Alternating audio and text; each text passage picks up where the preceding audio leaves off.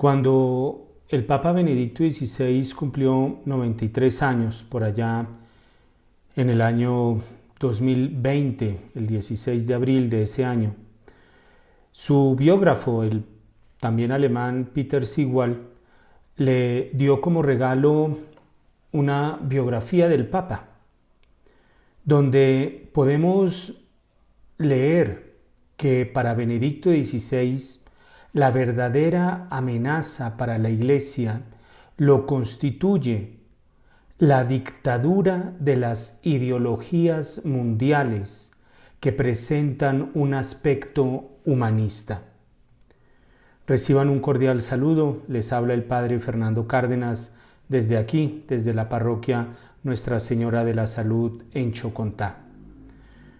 Hemos venido hablando de esta batalla final entre Cristo y el anticristo, entre la Iglesia y la antiiglesia, entre el Evangelio y el antievangelio. Esto, de acuerdo a las palabras del entonces cardenal Karol Wojtyła. Pero no es solamente Karol Wojtyła el que habla de esta batalla final.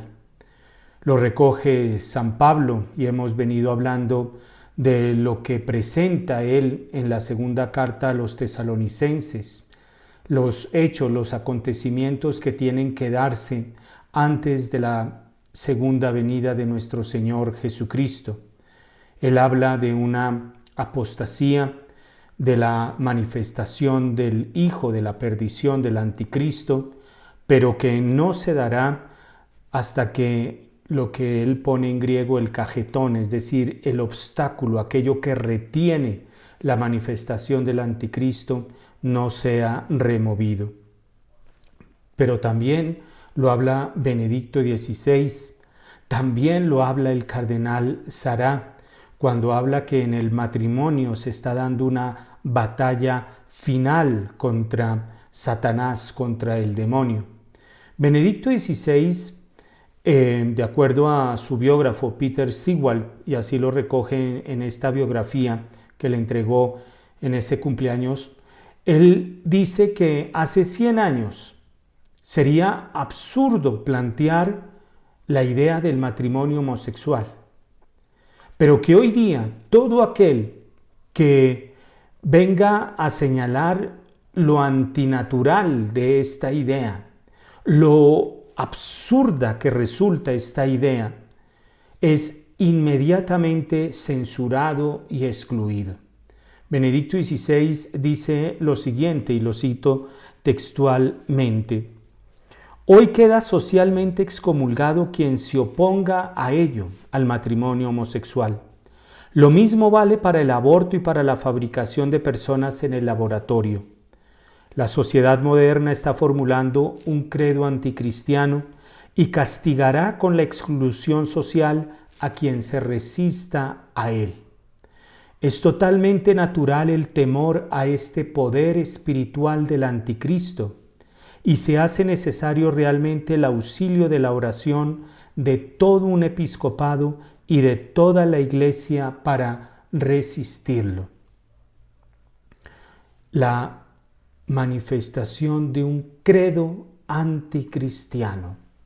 Y esto ya no es, porque esto es algo realmente bello dentro de la historia de la Iglesia, la historia de la teología, ver cómo se formó el credo que nosotros recitamos los domingos. Esto surge precisamente por la lucha contra las herejías y por querer reafirmar verdades de fe. Pues bueno, ahora ya no son las verdades de fe lo que importa.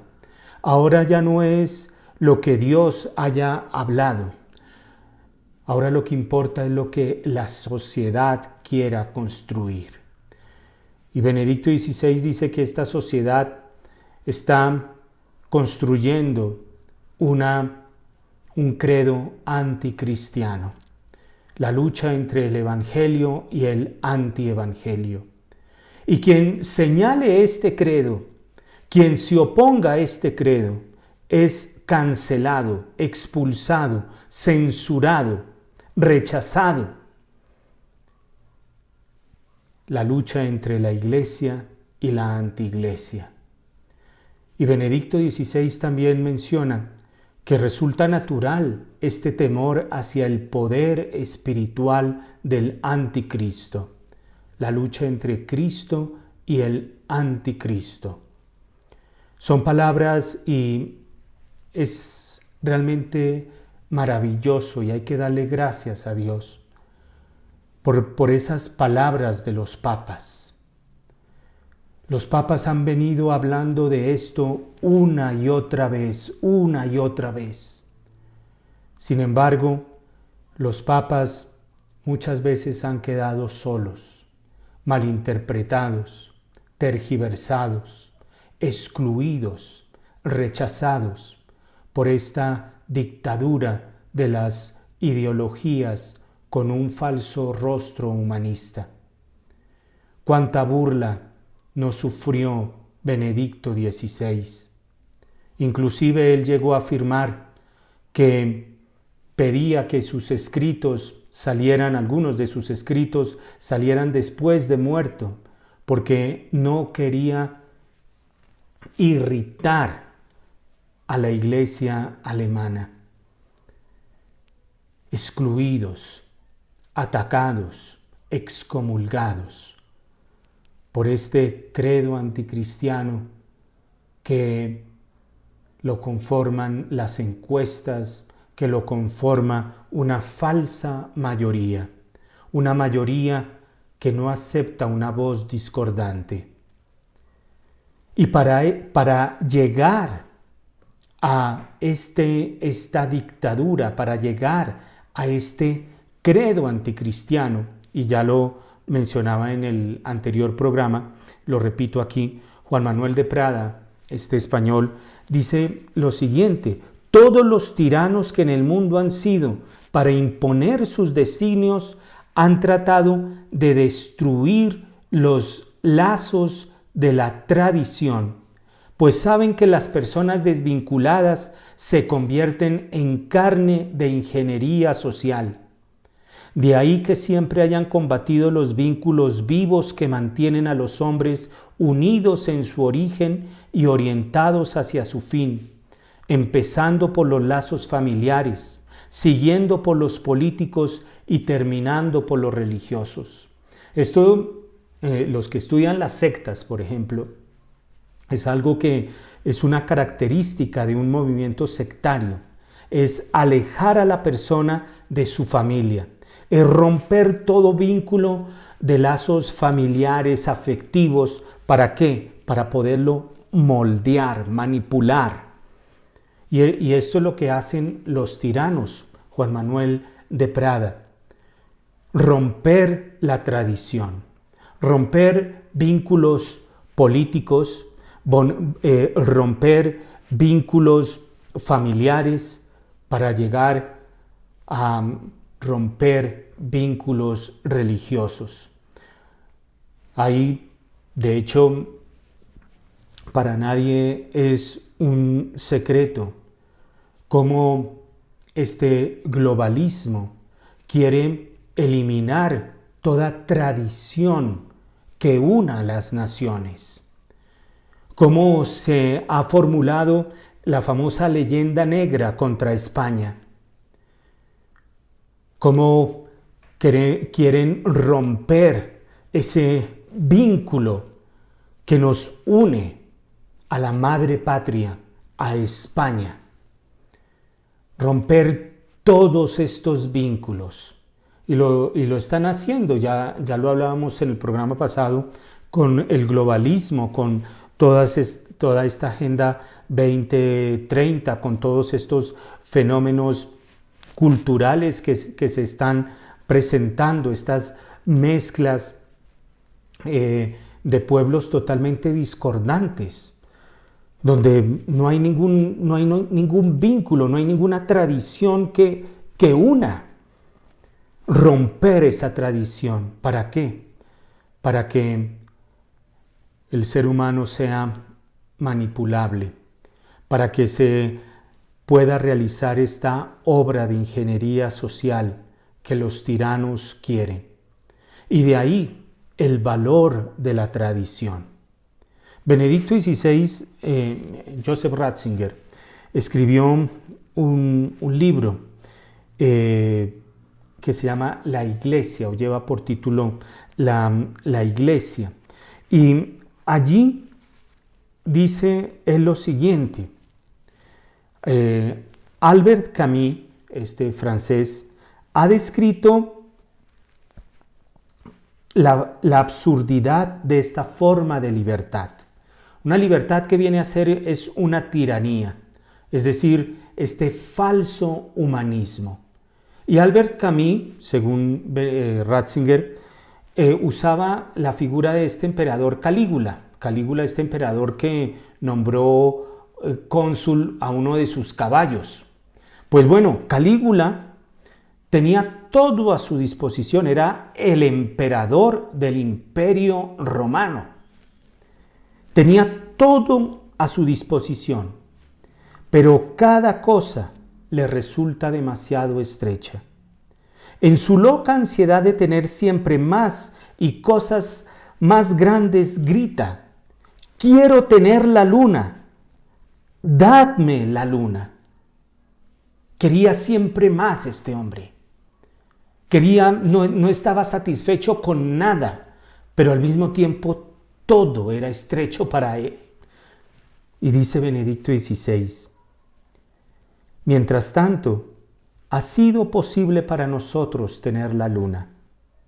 Pero mientras no se abra la verdadera y propia frontera, la frontera entre cielo y tierra, entre Dios y el mundo, la misma luna es un pedacito de tierra y el alcanzarla no nos lleva ni un paso más cercano a la libertad y a la plenitud que deseamos. La liberación fundamental que la Iglesia puede darnos es estar en el horizonte de lo eterno, es salir fuera de los límites de nuestro saber y de nuestro poder. La misma fe en toda su grandeza y amplitud. Hoy día somos sociedades desagradecidos. No sabemos agradecer. Somos sociedades que hemos alcanzado la luna y nos parece insignificante. Queremos hacer viajes ya turísticos para el espacio, pero ya nos parece algo pequeño. Porque la verdadera libertad no es más y más y más, sin estrechar el corazón. La verdadera libertad, en palabras de Ratzinger, y lo vuelvo a leer, la verdadera libertad es estar en el horizonte de lo eterno. Es salir fuera de los límites de nuestro saber y de nuestro poder. Y esto yo creo que es una de las cosas que tenemos que aprender. Tenemos que aprender que hay muchísimas cosas que no están a nuestro alcance. Queremos controlarlo todo, hasta los mínimos detalles. Queremos asegurarnos de todo, dice el Papa Francisco en algún momento. Queremos que nuestra vida sea un laboratorio totalmente desinfectado, que no entren virus, que no entren bacterias. Pero oye, eso no está a tu alcance. Pero cuando uno llega a esos límites, si se saben acoger, llega uno a abrir ese espacio. Llega a abrir ese espacio para que entre la acción de Dios. Eso fue lo que le pasó a nuestro Señor Jesucristo cuando entró al huerto de los olivos.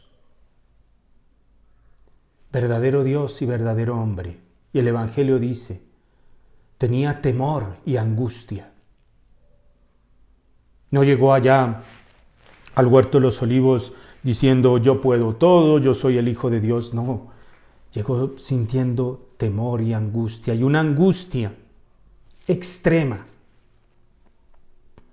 Y comenzó a sudar sangre.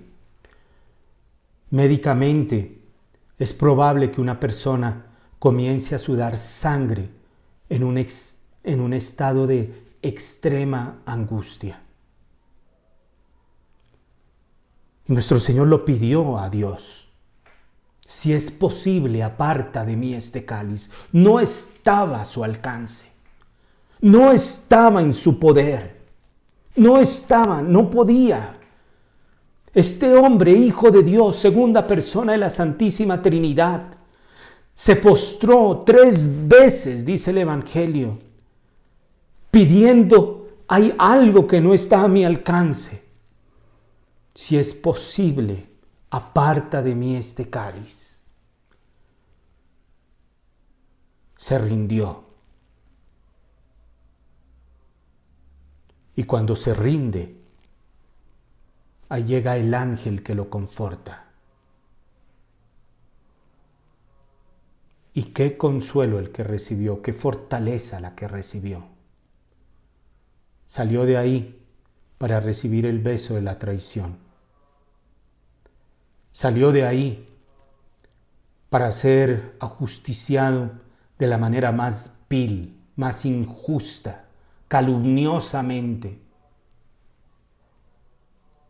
Salió de ahí para ser crucificado. Esa es la verdadera libertad. Es que, como dice Juan Pablo II en su primera encíclica Redentor del Hombre, Redemptor Hominis, Cristo, verdadero hombre, le enseña al hombre lo que es ser hombre. Hay cosas que no están a nuestro alcance. Ríndete ante Dios y se te abrirá el cielo y habrá paz en el cielo y en la tierra. ¡Qué maravilla! De ahí proviene la verdadera libertad. No una libertad que quiera romper con esos vínculos de las tradiciones, sino una libertad que venga a acoger el cielo aquí en la tierra. Una libertad que haga posible que el cielo se manifieste aquí en la tierra y que el poder de Dios se manifieste aquí en lo humano. Esa es la verdadera libertad.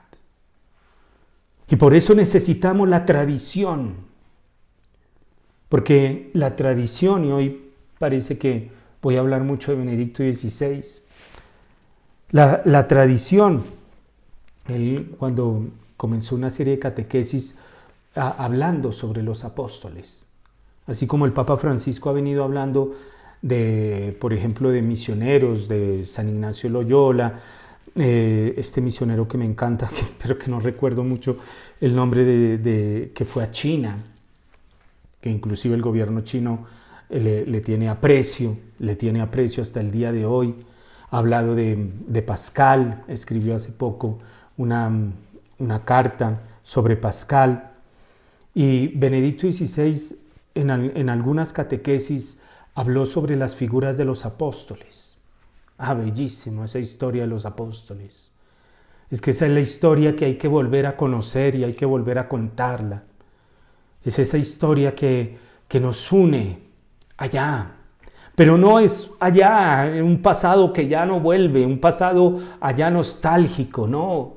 Benedicto XVI dice, la tradición se llama así porque surgió del testimonio de los apóstoles y de la comunidad de los discípulos en el tiempo de los orígenes. Fue recogida por inspiración del Espíritu Santo en los escritos del Nuevo Testamento y en la vida sacramental, en la vida de la fe. Y a ella la Iglesia hace referencia continuamente como a su fundamento y a su norma, a través de la sucesión ininterrumpida del ministerio apostólico. ¡Qué grandeza! La Iglesia guarda la tradición. Y si los dictadores, Juan Manuel de Prada, si los dictadores, si los tiranos del mundo, para hacer esta obra de ingeniería social en las mentes, en los corazones, en las almas de los hombres, que es manipularlos, que es volverlos títeres de sus caprichos y de sus deseos, hay una fuerza que se levanta contra esto, que es la tradición de la Iglesia. 2000 años de tradición. 2000 años de tradición. Eso, cuando uno ve las ceremonias de la Iglesia, esto es algo hermosísimo. Es algo que cautiva el corazón.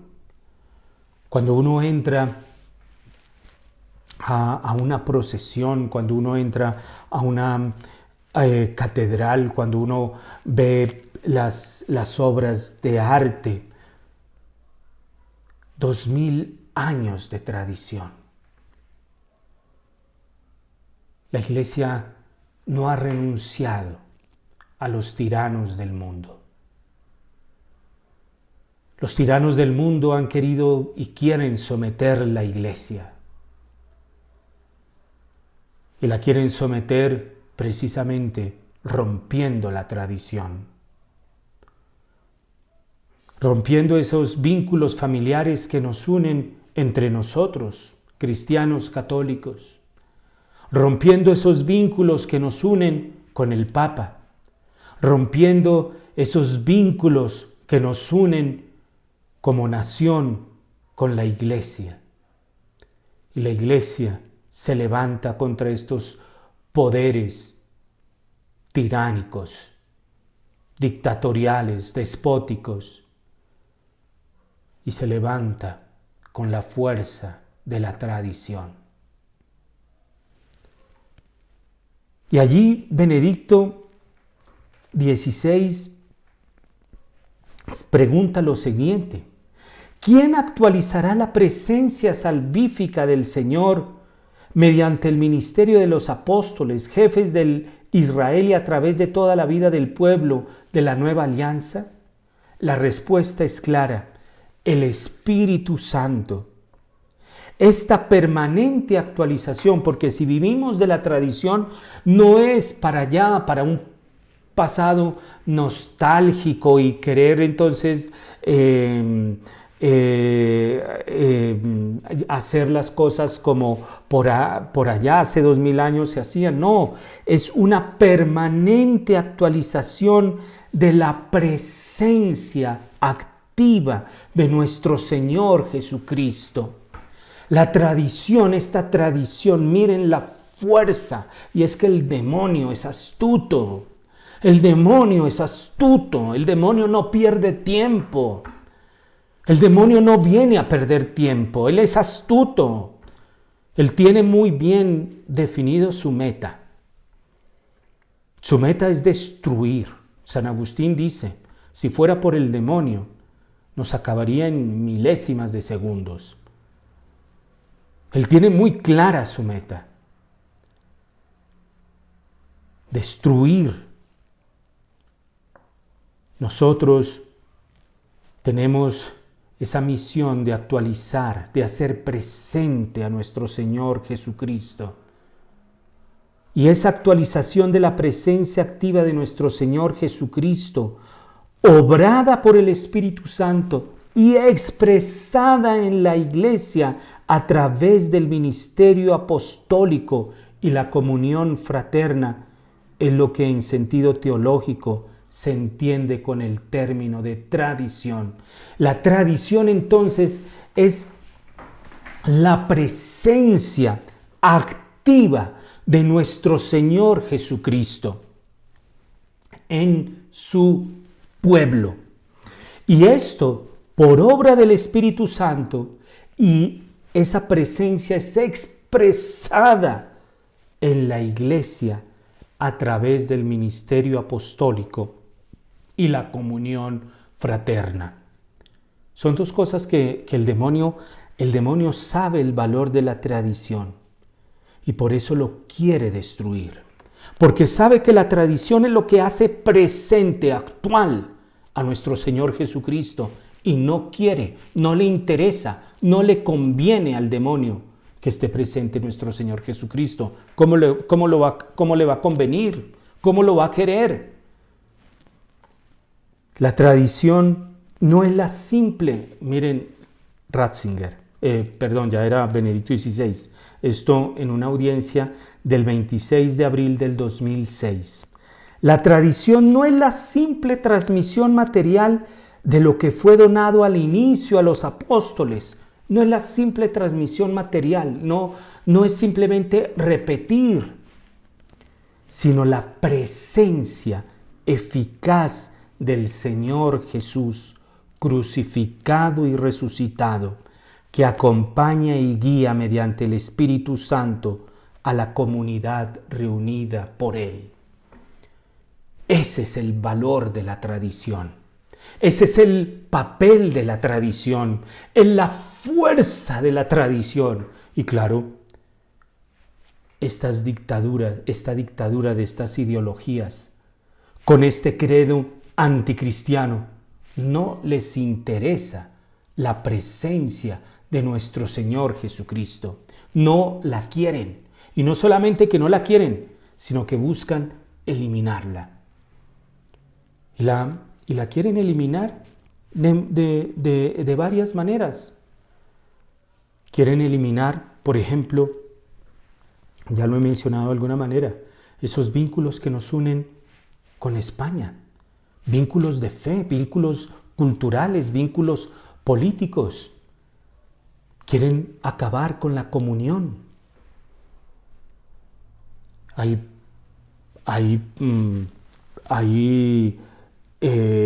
un movimiento para dividir de manera especial al pueblo hispanoamericano en una sola fe. No les interesa, no lo admiten y vienen a invadir Hispanoamérica de sectas.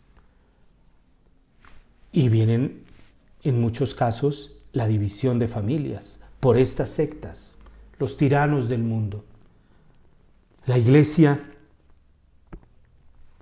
es la que se mantiene en pie ante esta tiranía que se quiere sembrar, ante esta tiranía que se quiere perpetuar mediante las dictaduras de las ideologías que tienen apariencia humanística.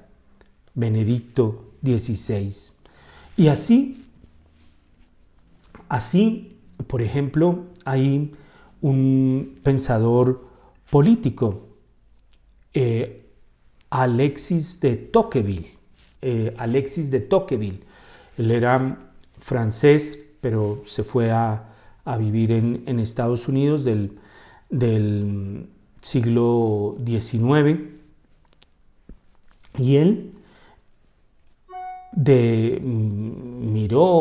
vislumbró una democracia en América, donde él imaginaba una sociedad futura en la que una multitud innumerable de personas sin vínculos, que viven como extraño el destino de los demás. Pongámoslo en el contexto actual. Viven como extraño el destino de los demás. Lo que el Papa Francisco ha dicho, la cultura de la indiferencia. La cultura de la indiferencia. Viven como extraño el destino de los demás. No me inquieta, no me importa, no me conmueve. Sin vínculos, personas sin vínculos. Y esa multitud que no tenía vínculos, que vislumbraba a Alexis de Tocqueville, llenaba su alma con placeres ruines y vulgares. Esto en el siglo XIX. y calculaba que sobre esa sociedad de hombres sin tradición no tardaría en emerger un poder inmenso y tutelar, de apariencia benigna, incluso paternal. Los discursos que uno oye, y hay que seguir rezando mucho, hay que seguir vigilando, hay que seguir pidiéndole a nuestro Señor, porque esos discursos se presentan, no, pero es que si la droga es recreativa, recreativa, sí, claro, entonces hay que recrearlos. Se presentan con una apariencia benigna, incluso paternal, que se preocuparía de asegurar los goces de esa multitud, porque asegurándoselos se aseguraría también su dependencia, una idiotizada sumisión que los fijase irrevocablemente en la infancia.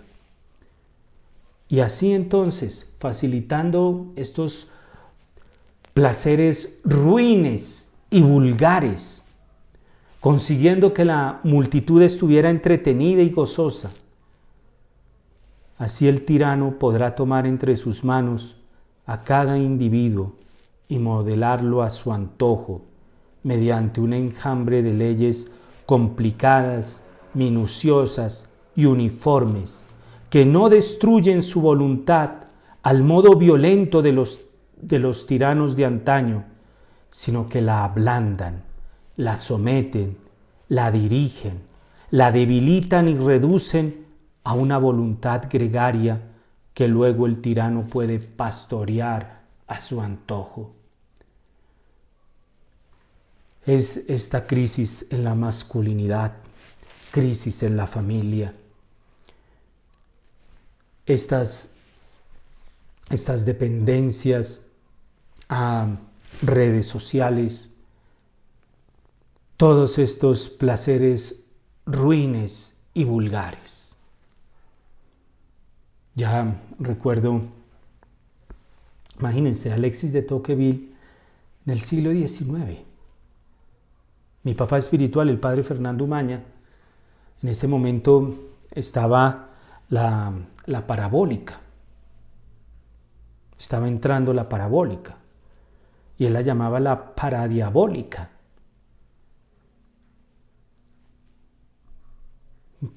Creo que no exagero cuando digo que por lo menos en los canales abiertos, eso es una cosa horrible. Horrible.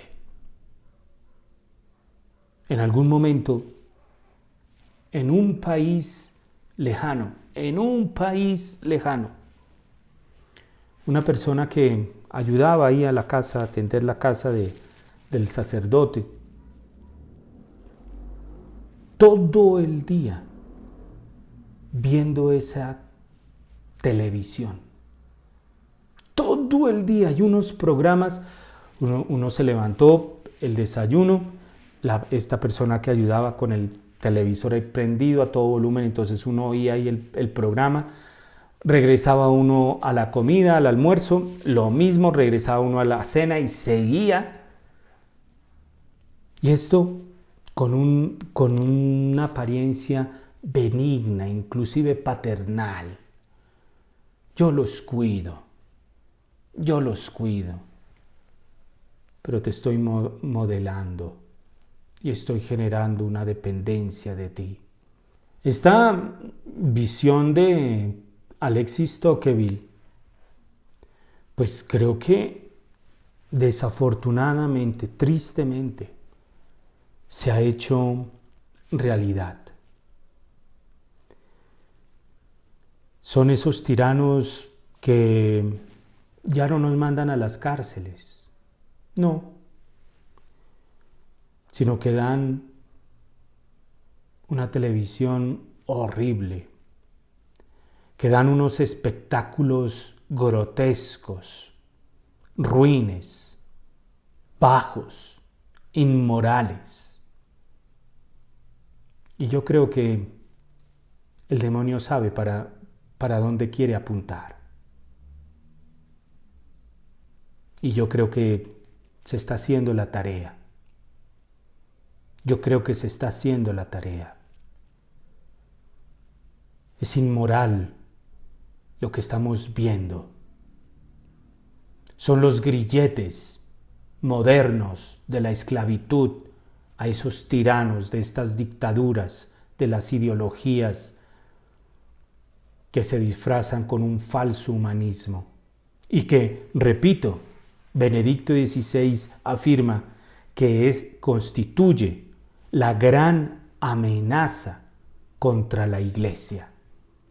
Porque allí, y voy a leer todo el pasaje, y cuando se le pregunta sobre los Batilics, él dice que eso no fue su mayor problema.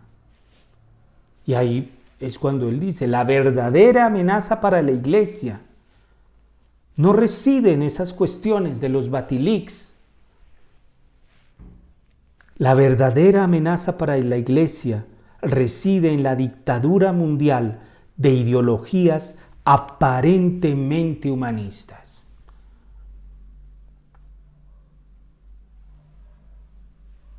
¿Qué es lo que el discurso que uno escucha? ¿Quién es uno para intervenir en la libre decisión que tome la niña para matar a una criatura en el vientre? ¿Quién es uno? Salió, es que esto es de enfermos. Esta sentencia en los Estados Unidos que modifica la sentencia Roe versus Wade, que fue la que aprobó el aborto en los Estados Unidos, ahora no recuerdo el nombre, creo que se llama Dobbs, pero no recuerdo ahora bien el nombre. Esta sentencia que viene a modificar la sentencia Roe versus Wade, y salieron consternados, compungidos, adoloridos, tuiteando en medios de comunicación, protestando, que era el día más triste. Oye, pero estamos celebrando el que haya posibilidad de que los niños nazcan. No. Bajo una apariencia benigna y casi paternal. Esto que Alexis de Tocqueville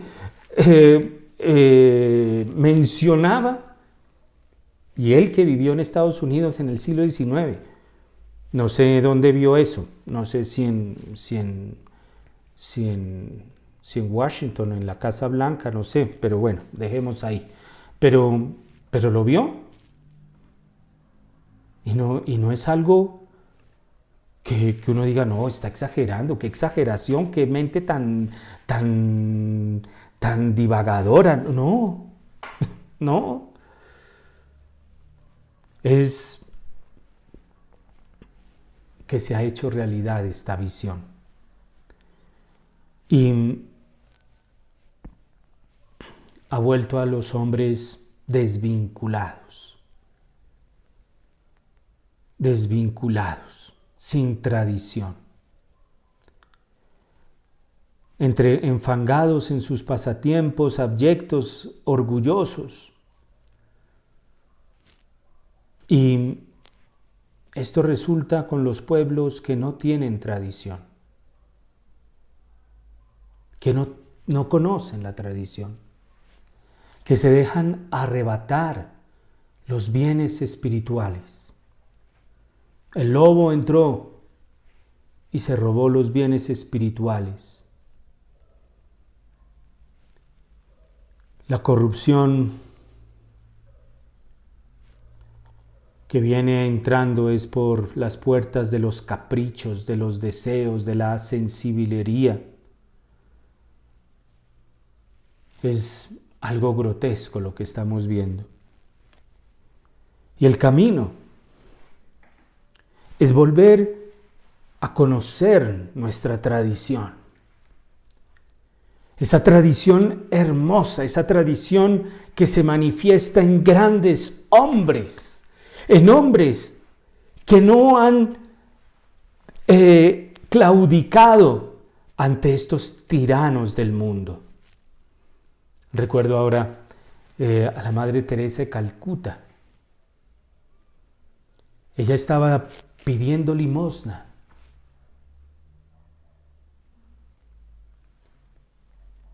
Y un hombre le escupió y ella le dijo gracias. Y el periodista inglés que la descubre allá en las calles de Calcuta, en la India, al ver una hermana frágil saliendo a caminar horas por esas calles de Nueva Delhi o de Calcuta en la India, recoger leprosos, enfermos, ancianos, niños, mujeres, lo que sea, quedó aterrado y le dice: madre, yo no haría esto ni por $1.000.000. Y ella le responde: yo tampoco. ¡Wow! Es necesario volver a conocer esta tradición. Y es necesario conocerla, pero también contarla. Hay que contar esta tradición. Estos hombres de la iglesia que han unido el cielo con la tierra. San Francisco, que va donde el emperador musulmán, allá a entrevistarse con él. Un monje. Una Teresa de Calcuta.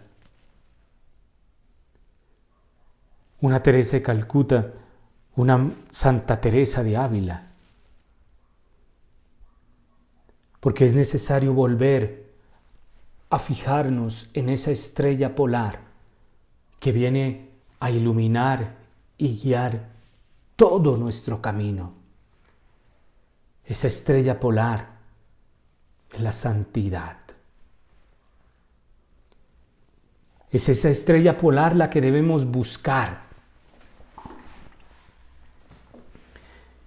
Y nos han vendido esa idea de que ser santo es aburrido, de que ser santo eso es para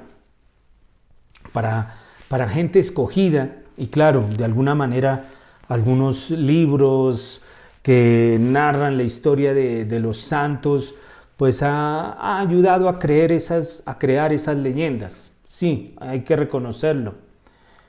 Pero nada de aburrido, a mí nada, no se me hace nada de aburrido la historia de estos hombres. No se me hace nada de aburrido la vida de un Juan Pablo II, que conoció las tiranías de este mundo. El nazismo, el comunismo, que las denunció, que luchó contra ellas.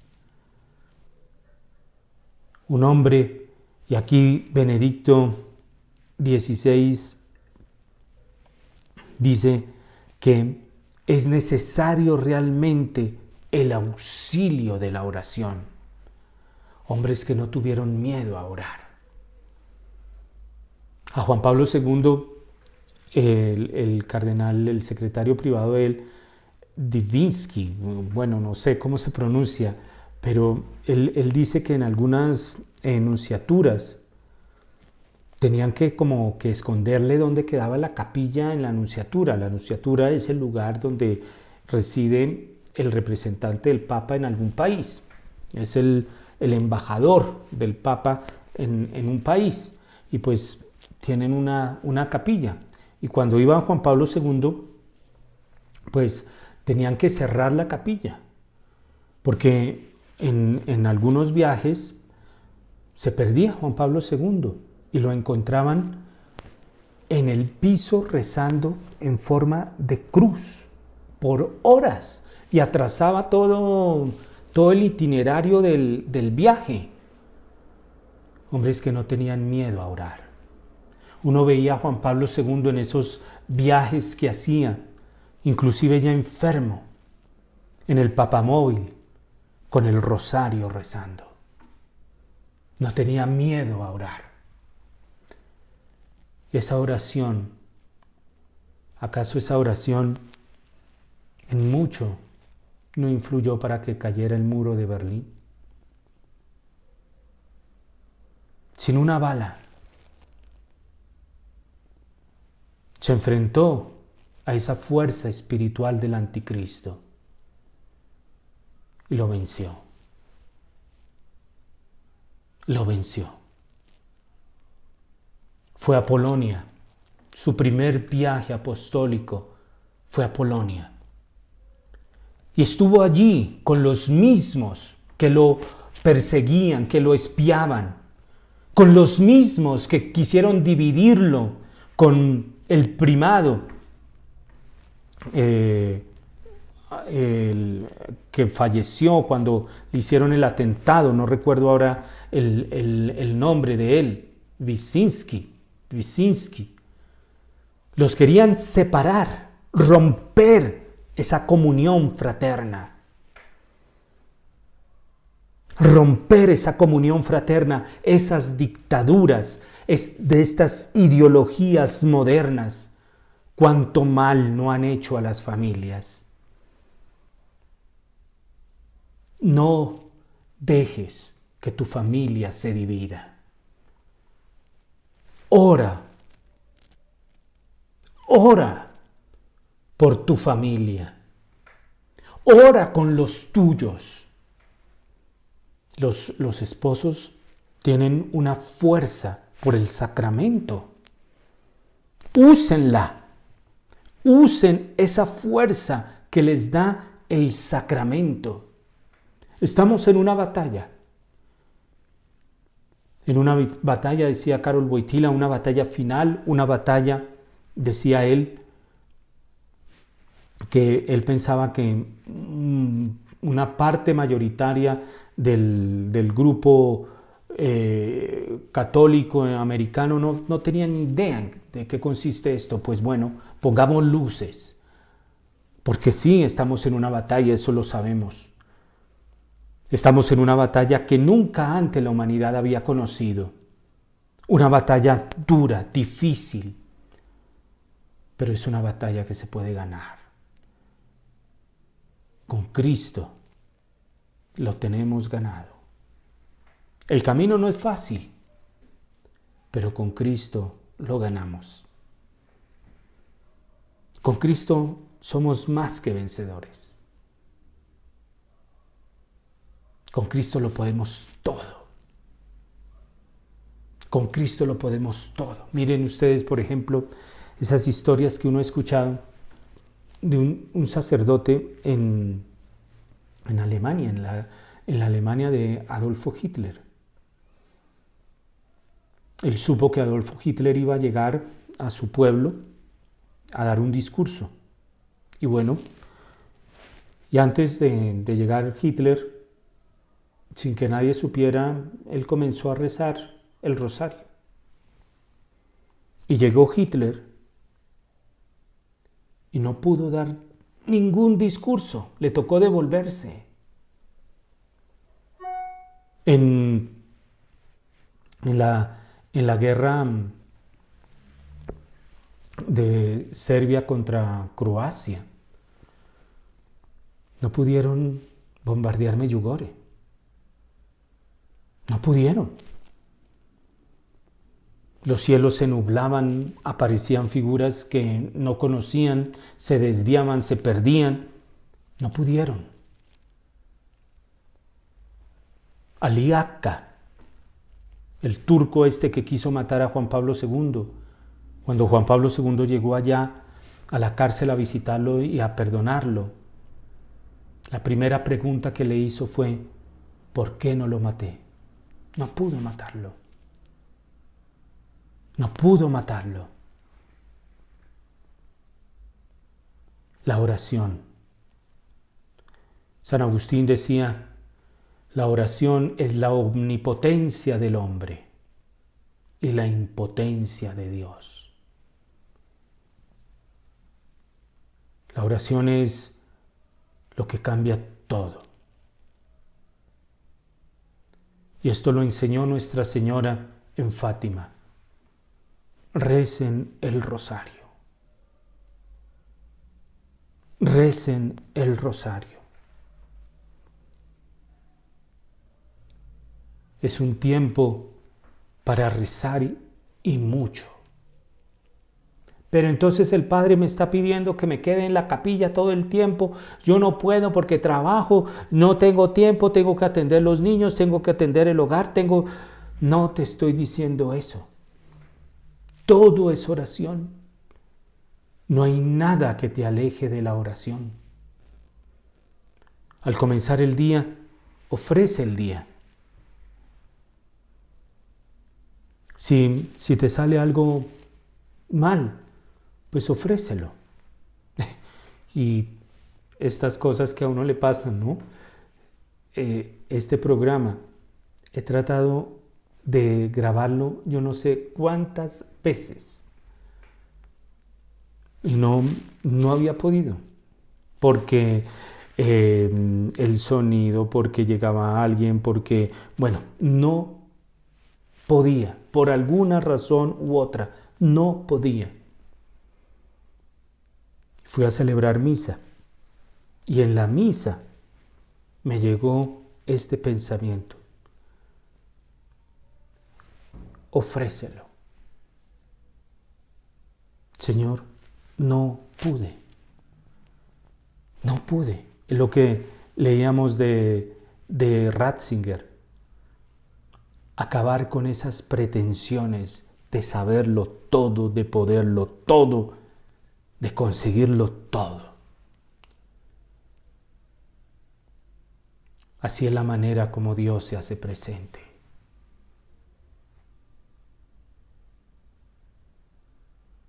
Así es la manera como Dios se hace presente. Porque Dios nos tiene que vencer. Y tú te tienes que rendir. Tú tienes que reconocer, estoy vencido. Dios me venció. Porque si tú sigues ahí peleando, no, tira la toalla. Tira la toalla. Nuestro Señor en el huerto de los olivos. Nuestro Señor en el huerto de los olivos. Esa es la tradición. Esa es la tradición. Es eso lo que hay que conocer, lo que hay que agradecer y lo que hay que volver a contar. Cuéntalo. Cuéntalo. Cuéntalo con tus palabras, cuéntalo con tu vivencia, pero no lo dejes de contar, porque Cristo está vivo y presente. Y su fuerza, su gracia, no nos faltará. Vamos a seguir hablando en el próximo programa, si Dios lo quiere, de estos temas. Que Dios los bendiga.